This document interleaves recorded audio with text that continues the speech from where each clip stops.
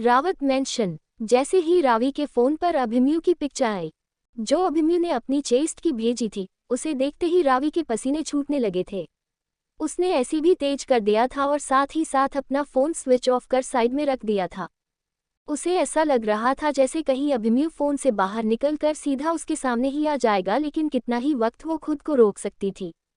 तकरीबन 5 मिनट वो यूं ही अपने फ़ोन को देखती रही और फिर उसने दोबारा अपना फ़ोन स्विच ऑन किया। अगले ही पल उसने इंस्टाग्राम खोल लिया था, जहां पर एक बार फिर से उसे वो पिक्चर शो होने लगी, लेकिन अब उस पर अभिमन्यु का कोई नया मैसेज नहीं आया हुआ था। रावी ने राहत की एक सांस ली और फ़ोन आराम से तकिए के नीचे रख दिया। वो खुद से ही बोली, कितना डेंजरस है ये अभिमन्यु खुराना।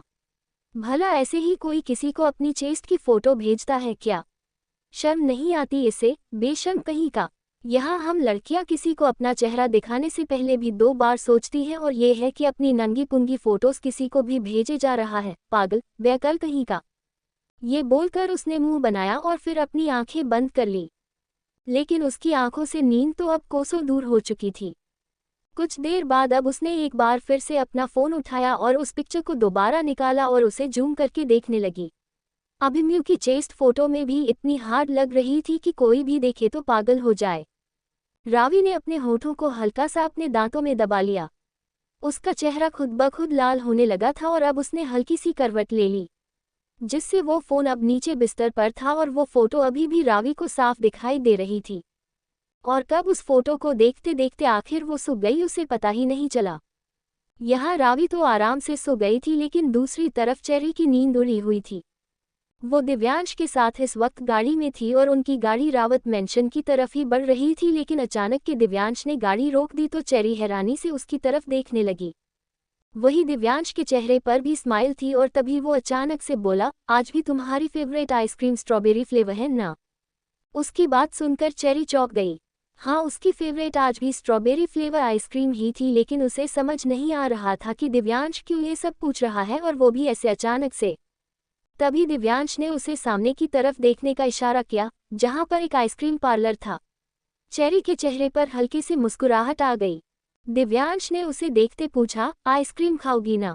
चेरी ने अपना सिर हिला दिया।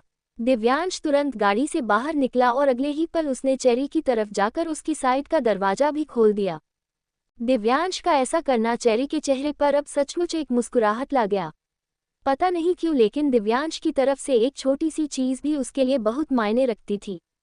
वो बाहर की तरफ आई तो दिव्यांश ने उसकी कमर पर अपना हाथ रख दिया। वो उसे यूं ही कमर से पकड़े हुए आगे की तरफ बढ़ने लगा।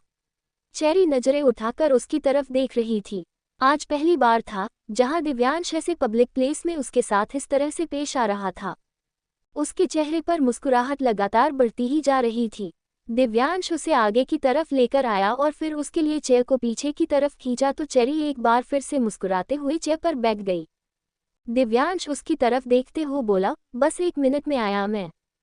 ये बोलकर वो तुरंत सामने काउंटर पर चला गया और फिर कुछ ही देर में वो चेरी के लिए स्ट्रॉबेरी आइसक्रीम कॉन लेकर आया। चेरी की फेवरेट आइसक्रीम थी वो, लेकिन उसे थोड़ी सी हिचकिचाहट हो रही थी। उसने वो आइसक्रीम दिव्यांश के हाथों से ले तो ली, लेकिन खाने में अब उसे थोड़ी शर्म आ रही थी, तो दिव्यांश अपनी चेयर छोड़कर उसके साथ वाली चेयर में आकर बैठा। अगले ही पल उसने चेरी की तरफ अपना हाथ बढ़ाया। चेरी ने उसके हाथ पर अपना हाथ रखा और दिव्यांश ने एक झटके में उसे अपनी तरफ खींच लिया।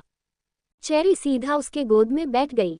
उसे नहीं पता था कि दिव्यांश ऐसा कुछ करेगा और अब वो हैरानी से दिव्यांश को देख रही थी। वो तुरंत बोली, अगर हमें कोई ऐसी देखेगा तो अजीब लगेगा। दिव्यांश ने अपना एक हाथ उसके पेट पर रखते हुए कहा, लगता है तो लगे, आई डोंट केयर। मैं अपनी रेड के साथ हूँ और अपनी रेड के साथ हूँ तो मैं लिमिट में रहूँ, ऐसा हो नहीं सकता। I want to be limitless with you, you know now what I mean. ये बोलते हुए उसने चेरी के हाथ पर अपना हाथ कस दिया और फिर उसके हाथ में पकड़ी आइसक्रीम पर अपने होंठ रखे और उसे बेहद सदिक्टिव वे में खाया। उसकी इस हरकत से चेरी को अपने हाथ में पकड़ी हुई वो आइसक्रीम भी गर्माहट सा एहसास देने लगी। अब दिव्यांश ने वो आइसक्रीम चेरी की तरफ बढ़ाई तो चेरी ने भी उसे आइसक्रीम को खाना शुरू किया, और कभी दिव्यांश खुद उस आइसक्रीम को खा रहा था तो कभी चेरी को खिला रहा था। पहली बार था जब वो दोनों इस तरह से कुछ चीज़ खा रहे थे। बचपन में भी उन दोनों में बहुत ही कम एक दूसरे के साथ अपनी चीज़ें शेयर की थी। पहले चेरी में एटीट्यूड होता था और फिर दिव्यांश उसके ऊपर उखड़ा उखड़ा रहने लगा था। पर बचपन की फीलिंग्स अलग थी और ये फीलिंग्स बहुत अलग थी। चेरी के रोंगटे खड़े हो रहे थे। धीरे धीरे वो आइसक्रीम पूरी फिनिश हुई तो दिव्यांश उसकी तरफ देखते हुए बोला, मेरी रेड और आइसक्रीम खाएगी? चेरी ने अपना चेहरा ना में हिलाया। दिव्यांश तुरंत बोला, लेकिन मेरा तो खाने का मन कर रहा है। चेरी ने हैरानी से उसकी तरफ देखा और फिर बोली, अगर आपका खाने का मन है तो आप खा लीजिए। दिव्यांश उसकी मासूमियत पर बोला, पर तुम तो मुझे इजाज़त ही नहीं दे रही हो और अब तुम्हारी इजाज़त के बिना तो मैं वो आइसक्रीम खाने का सोच ही नहीं सकता। ये बोलते हुए जब उसने चेरी के होठों की तरफ देखा तो अब चेरी को उसकी बात का मतलब समझ आया। उसकी नज़रें खुद ब खुद झुक गई थी। दिव्यांश मुस्कुराया और फिर उसके बालों को सहलाते हुए बोला, कोई बात नहीं, मैं इस आइसक्रीम को खाने का इंतजार करूंगा। जब मुझे मेरी रेड इजाज़त देगी तो ही मैं ये आइसक्रीम खाऊंगा। उसकी बात सुनकर चेरी ने नज़रें उठाकर उसकी तरफ देखा। दिव्यांश ने यूं ही उसके सिर के पीछे अपना हाथ रखकर उसके चेहरे को अपनी तरफ झुकाया और फिर हल्का सा उसके होठों को चूम लिया। चेरी का चेहरा एक बार फिर से किसी चेरी की तरह लाल हो गया। दिव्यांश उसकी तरफ देखते हुए बोला, चले घर पर।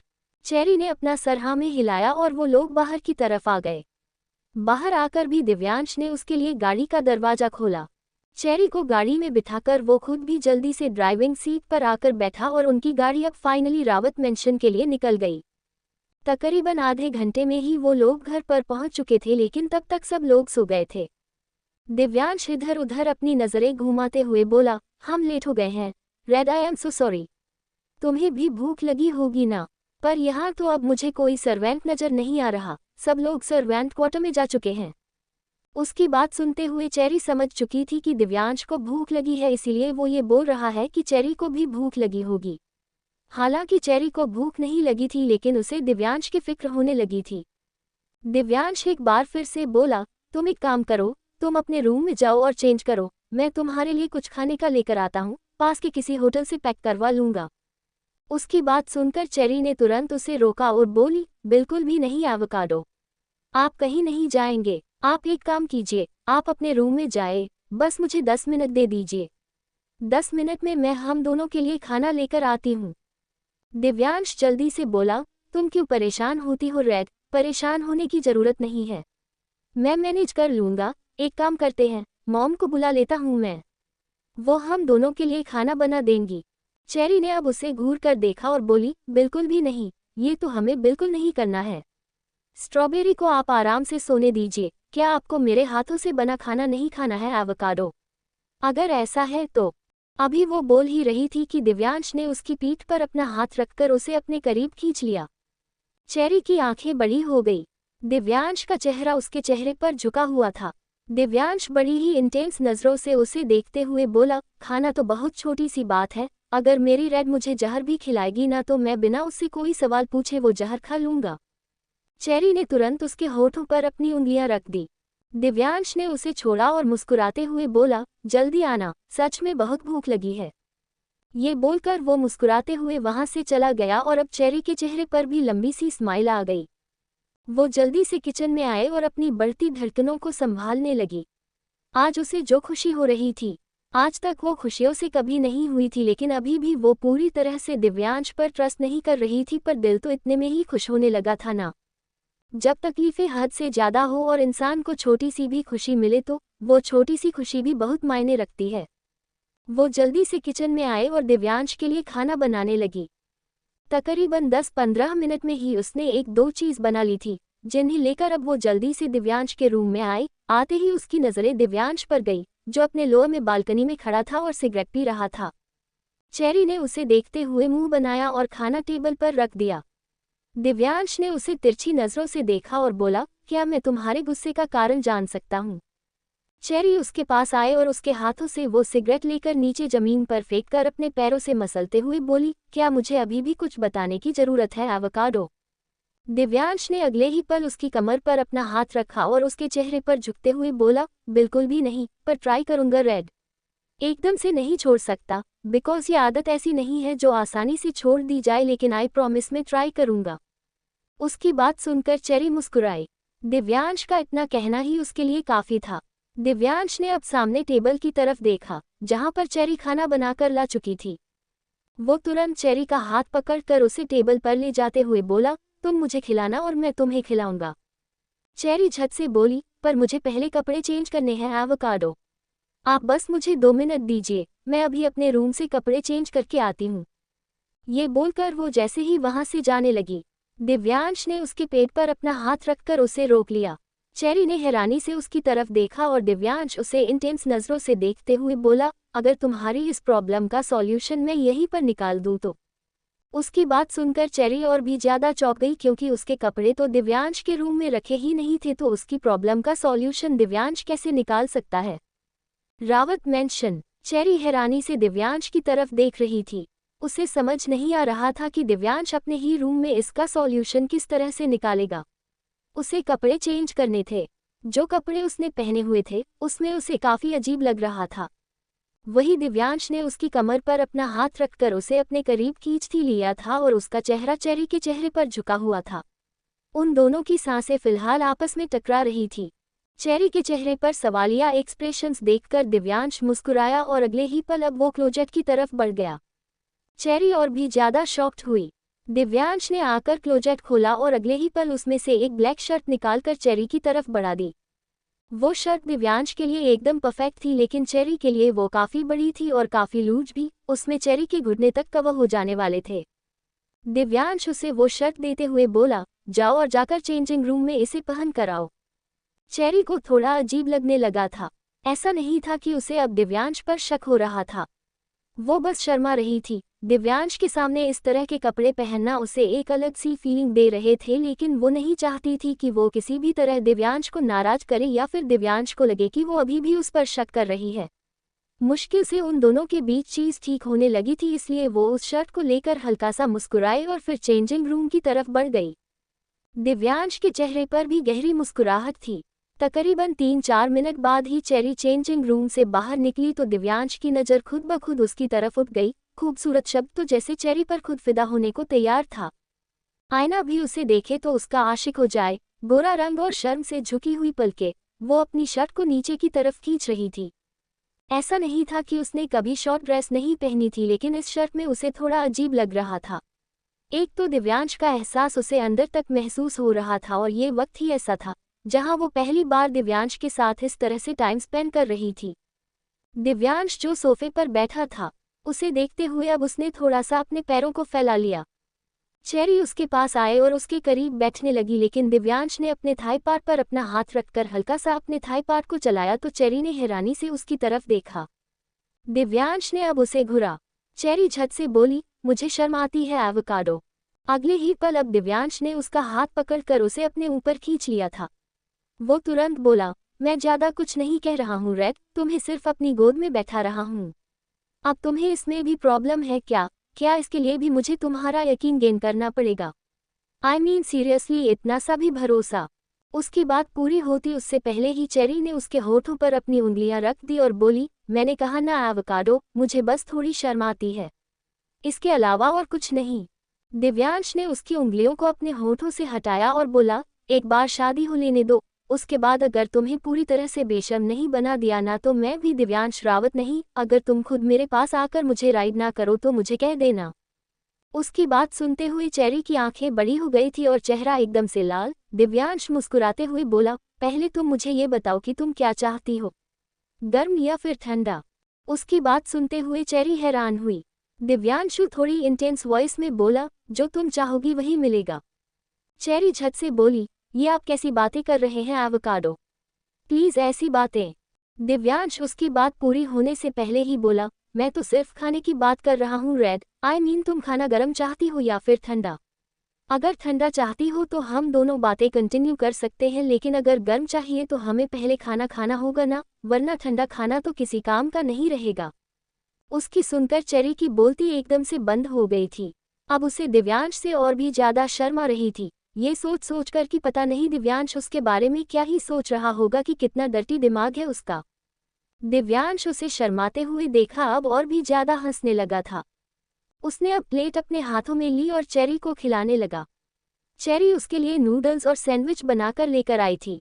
दिव्यांश कभी उसे खिला रहा था तो कभी खुद खा रहा था और कुछ ही देर में उसने चेरी को भी अच्छे से खिला दिया था और खुद भी अच्छे से खा लिया था।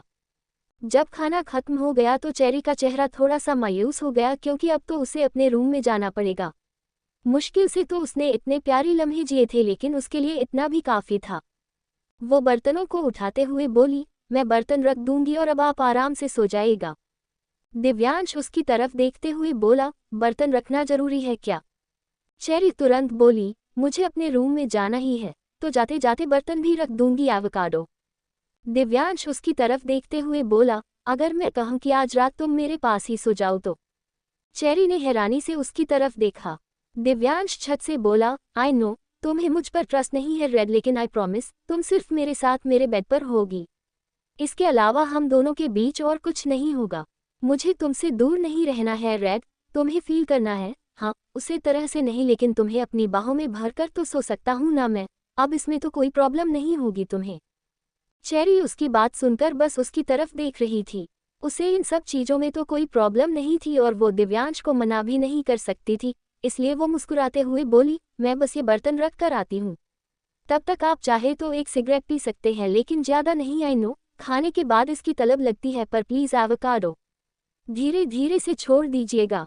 उसकी बात सुनकर दिव्यांश मुस्कुराया और बोला, अब तो मेरी बीवी ही मेरी सारी गंदी आदतें छुड़ाएगी। बस जल्दी से मेरी बीवी बनाकर मेरे पास आ जाओ, उसके बाद मुझे बस एक ही आदत चाहिए अपने अंदर, बाकी सब तो तुम्हारे हिसाब से चलेगा। सिर्फ एक चीज़ होगी जो मेरे हिसाब से चलेगी, और you know what I mean. ये बोलते हुए उसने हल्का सा अपने होठों को दबाया तो चेरी एक बार फिर से शर्मा गई और तुरंत बर्तन लेकर बाहर की तरफ चली गई। दिव्यांश के चेहरे पर एक बार फिर से गहरी मुस्कुराहट आ गई थी। वो बालकनी की तरफ आया और आकर सिगरेट पीने लगा। उसकी आंखों के सामने खुला आसमान था, जहां उसे एक परिंदा उड़ता हुआ नजर आ रहा था। हवा बहुत ठंडी चल रही थी और रात भी बहुत ज्यादा थी, लेकिन फिर भी उसे वो परिंदा उड़ता हुआ नजर आ रहा था। वो उस परिंदे की तरफ देखते हुए बोला, आसमान में उड़ने वाला परिंदा ये कहाँ सोचता है कि यूं ही उड़ते उड़ते अचानक से उसका शिकार भी हो सकता है। ये बोलते हुए उसने वही साइड में रखी हुई अपने गन उठाई, जो उसने कुछ वक्त पहले ही रखी थी जब वो बालकनी में अपने कपड़े उतार कर आया था। तब वो गन उसके हाथ में थी तो उससे वही छूट गई थी और अब उसने उस गन से सीधा उस परिंदे को अपना निशाना बना दिया और अगले ही पल वो परिंदा तड़पता हुआ नीचे जमीन पर गिर गया। उसे तड़पते हुए देखकर दिव्यांश के चेहरे पर अब डेविल स्माइल थी। वहीं दूसरी तरफ चेरी ने जल्दी से बर्तनों को नीचे किचन में रखा और तुरंत वापस दिव्यांश के रूम में आ गई।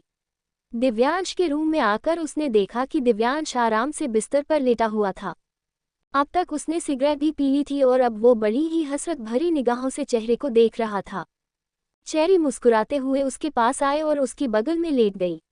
दिव्यांश उसकी तरफ देखते हुए बोला, तुम्हें पता है दुनिया का सबसे मुश्किल काम क्या है? चेरी ने सवालिया नजरों से उसे देखा। दिव्यांश ने अगले ही पल रिमोट से दरवाजा बंद किया और फिर उसकी तरफ देखते हुए बोला, एक प्यासे के लिए कुएं के पास रहकर भी प्यासा रहना। जान निकलती है लेकिन फिर भी प्यासा रहना पड़ता है। मेरा भी कुछ वही हाल है।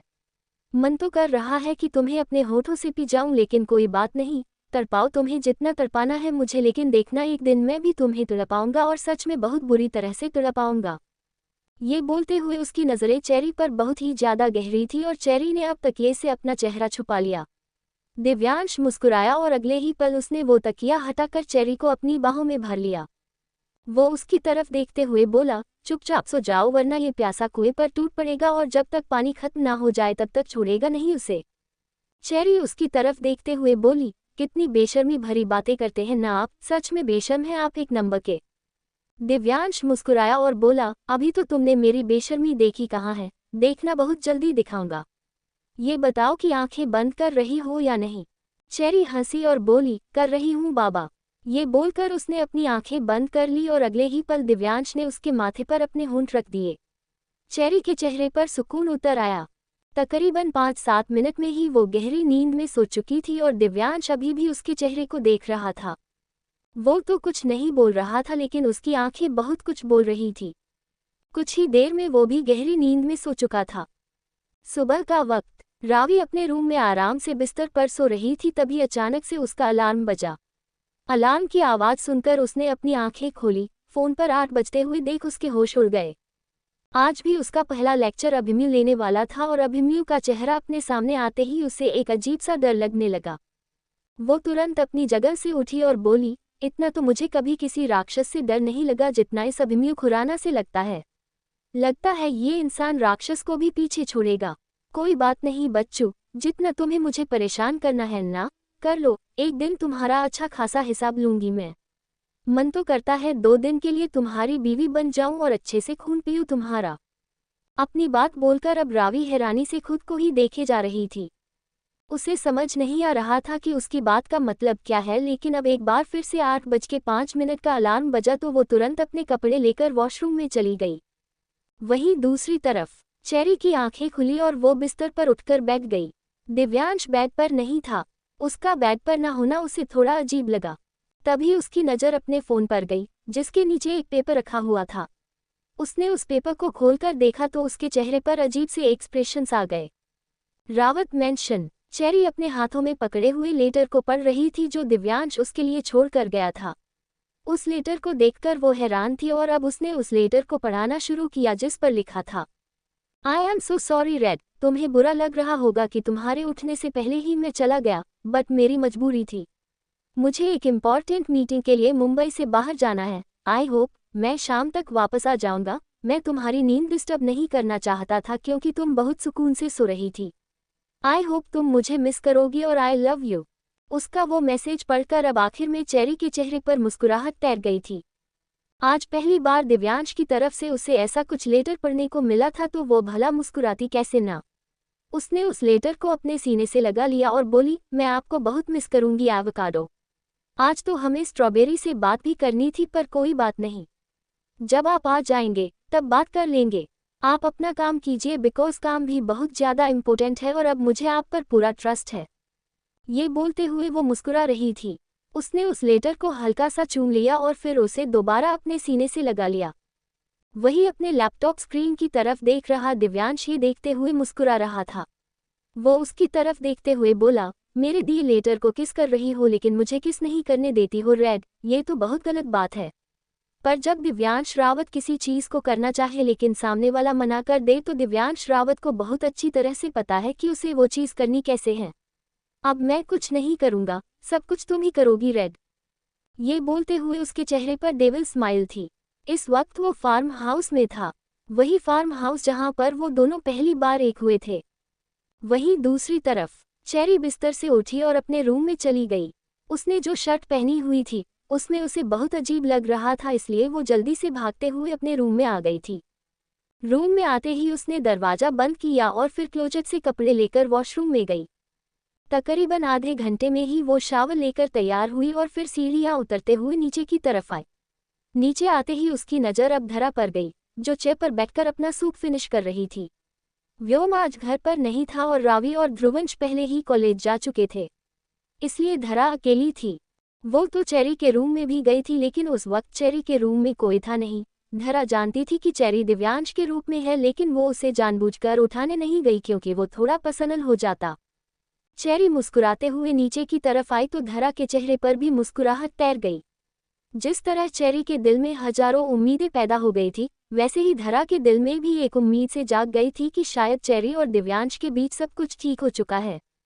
वहीं चेरी अब उसके पास आए और जाकर पीछे से उसके गले लग गई।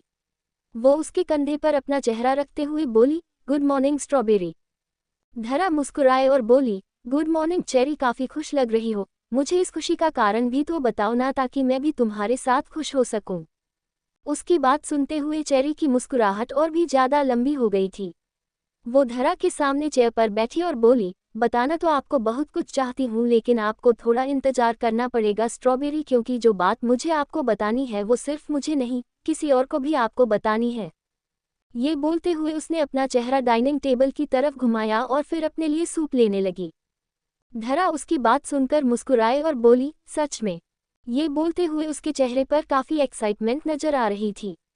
चेरी ने तुरंत अपना चेहरा हाँ में हिलाया और बोली, सच में? धरा मुस्कुराते हुए बोली, फिर तो मैं अभी कार्तिक को कॉल। उसकी बात पूरी होती उससे पहले ही चेरी उसके हाथ पर अपना हाथ रखकर बोली, अभी नहीं स्ट्रॉबेरी, पहले एक बार एवोकाडो को दिव्यांश को वापस आ लेने दीजिए। मैं चाहती हूँ कि वो आपसे बात करें और वही कार्तिक से बात करें। कार्तिक आपसे नाराज हो जाएगा, लेकिन अगर दिव्यांश उन्हें समझाएंगी तो वो समझ जाएंगे, इसलिए प्लीज़ आप उनके आने का वेट कर लीजिए ना। धरा मुस्कुराए और बोली, क्यों नहीं, वैसे भी मैं दिव्यांश के मुंह से ये सब सुनने के लिए मारे जा रही हूँ। तुम सोच भी नहीं सकती चेरी, इतना तो अपने रिलेशन के लिए तुम एक्साइटेड नहीं हो जितनी मैं एक्साइटेड हूँ। मेरी चेरी हमेशा मेरे पास रहेगी, वो भी बिना किसी प्रॉब्लम के। इससे बड़ी चीज़ मेरे लिए हो ही नहीं सकती। ये बोलते हुए उसने चेरी के गाल पर अपना हाथ रख दिया था और चेरी के चेहरे पर भी मुस्कुराहट आ गई थी। चेरी ने अब अपना सूप लिया और उसे पीने लगी। उसने धरा की तरफ देखते हुए पूछा, रावी कहाँ है? ध्रुवंश तो कॉलेज जल्दी चला जाता है, लेकिन रावी तो लेट। उसकी बात पूरी होती उससे पहले ही धरा ने अपने माथे पर अपना हाथ रख लिया और बोली, क्या ही बताऊं मैं तुम्हें, इस लड़की का तो मुझे कुछ समझ ही नहीं आता। पहले तो हमेशा यही बोलती थी कि ये बेशक से दोपहर के 12 बजे कॉलेज चली जाए तब भी इसे कोई प्रॉब्लम नहीं, लेकिन अब ये सुबह के 8:30 भी नहीं बजने देती है और कॉलेज के लिए भाग जाती है। जल्दबाजी के चक्कर में आज उसने नाश्ता भी नहीं किया। चेरी उसकी बात सुनकर हंसी और बोली, लगता है उसके नए वाले प्रोफेसर ने सच में उसकी जान निकाल रखी है। बट डोंट वरी स्ट्रॉबेरी, वो उसे अच्छे से हैंडल कर लेगी। धरा एक गहरी सांस लेकर बोली, पता नहीं वो उसे हैंडल करेगी या फिर वो प्रोफेसर उसे हैंडल करेगा। आई जस्ट होप कि ये लड़की नॉर्मल रहे, वरना जब इसका गुस्सा इस पर हावी हो जाता है ना, तो सामने फिर प्रोफेसर हो या फिर प्रिंसिपल, ये नहीं छोड़ती। उसकी बातें सुनते हुए चेरी हंस रही थी। वहीं दूसरी तरफ कॉलेज में रावी आज अपनी क्लास शुरू होने से पहले ही क्लास में आकर बैठ चुकी थी और वो भी बिल्कुल सामने वाले डेस्क पर। उसकी नज़रें दरवाजे पर ही टिकी हुई थी। आज भी उसने चारों ओर मिताली को बुलाया तक नहीं था। वो उन दोनों से बहुत ज़्यादा नाराज थी। उन दोनों को तो पता भी नहीं था कि रावी कॉलेज में आ चुकी है और सीधा क्लास में भी जा चुकी है। वो दोनों टाइम होने पर क्लास में आई तो हैरानी से रावी की तरफ देखने लगी। वहीं रावी ने उन्हें देखते ही अपना चेहरा दूसरी तरफ घुमा लिया। तभी अभिमन्यु भी क्लास के अंदर इंटर हुआ हो और इंटर होते ही उसने एक नज़र पूरी क्लास को देखा और फिर उसकी नज़रें एक पल के लिए रावी पर टिक गई। वही रावी भी उसे ही देख रही थी और उसे देखते हुए अचानक से ही उसे कल रात की बात याद आ गई। उसकी वो चेस्ट जो उसने पिक्चर्स में देखी थी और अब अभिमन्यु को देखते हुए ही उसका गला सूखने लगा था। वही अभिमन्यु जानता था कि उसके चेहरे के रंग क्यों बदल रहे हैं। वो पूरी क्लास की तरफ देखते हुए बोला, गुड मॉर्निंग एवरीवन। सबने उसे गुड मॉर्निंग विश किया, लेकिन रावी ने कुछ नहीं कहा। अभिमन्यु रावी की तरफ देखते हुए बोला, तुम्हारे मुंह में जुबान नहीं है क्या? मुझे तो लगा तुम अच्छी खासी बोलती हो, पर तुम तो गूंगी हो। उसकी बात सुनकर रावी एक पल के लिए तो हैरान रह गई और अपने आसपास देखने लगी। उसने इशारे से अभिमन्यु से पूछा कि क्या वो ये सब उसे ही बोल रहा है। अभिमन्यु उसे देखते हुए बोला, हाँ मैं तुम्हें पूछ रहा हूँ। रावी तुरंत अपनी जगह से उठी और बोली, लेकिन अब मैंने क्या किया? अभिमन्यु ने थोड़े एटीट्यूड से कहा, सब लोगों ने गुड मॉर्निंग विश किया लेकिन तुमने नहीं किया। रावी मुंह बनाते हुए बोली, क्या ये क्लास का रोल है कि हर स्टूडेंट को प्रोफेसर को गुड मॉर्निंग विश करनी ही पड़ेगी? क्या ये उसकी अपनी मर्जी नहीं हो सकती? अभिमन्यु मुस्कुराया और बोला, ऑब्वियसली हो सकती है, और गुड मॉर्निंग विश करना तो तमीज की बात है। मैं तुम जैसे बदतमीज स्टूडेंट से ये उम्मीद भी कैसे कर सकता हूँ? उसका रावी को बदतमीज कहना रावी को गुस्सा दिलाने लगा। वही अभिमन्यु के चेहरे पर हल्की सी मुस्कुराहट थी। उसने रावी को बदतमीज जानबूझकर कहा था। वो जानता था कि यहाँ पर आग लगने वाली है, बस इंतजार है तो सिर्फ एक चिंगारी का, और अब वो चिंगारी अभिमन्यु ने लगा दी थी। रावी फटते हुए बोली, ओह रियली, मैं बदतमीज हूँ और आप क्या है मिस्टर अभिमन्यु खुराना? मैं आपको बदतमीज लगती हूँ, लेकिन आपका खुद के बारे में क्या ख्याल है? खुद के बारे में कुछ जानते हैं क्या आप? वेल आप तो जानते ही होंगे, लेकिन ये क्लास नहीं जानती है। मैं इस क्लास को बता दूं कि ये है अभिमन्यु खुराना, जो रात को लड़कियों को अपनी चेस्ट की पिक्चर्स भेजते हैं। उसकी बात सुनकर सभी स्टूडेंट्स की आंखें बड़ी हो गई और चारों ओर मिताली ने तो अपने होठों पर हाथ रख लिया। अभिमन्यु के चेहरे की डेविल स्माइल और भी ज्यादा लंबी हो चुकी थी, जैसे एग्जैक्टली वही हो रहा हो जैसे वो चाहता है।